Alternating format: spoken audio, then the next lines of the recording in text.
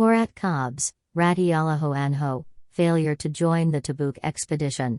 Chapter 2, Topic 9, Part 2. I was satisfied that I had all the necessary means at my disposal and that I would be ready in no time if I once did decide to do so. I was still in this state of indecision when I learnt that the Prophet, sallallahu alaihi wasallam, had left with his companions. The idea still lingered in my mind that I would take a day or two to get ready and overtake the party. This procrastination continued till the time for the Prophet's arrival in Tabuk drew very near. I then tried to get ready, but again, somehow or other, I did not do so.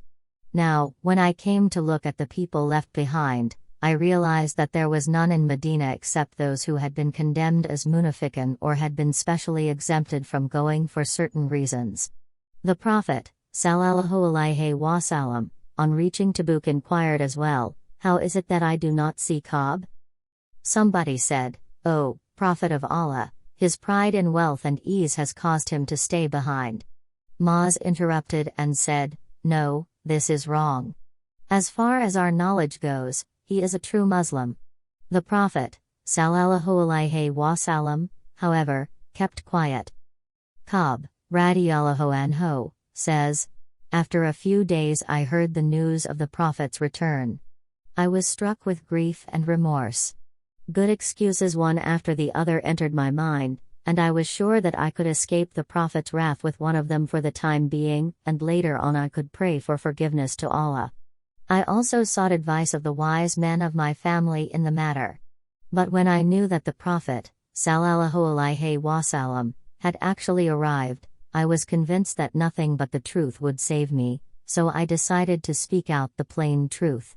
It was a habit with the Prophet, sallallahu alaihi wasallam, that whenever he returned from a journey he would repair to the masjid, first of all, say 2 rak'at tahiyatul masjid and then stay there for a while to meet visitors.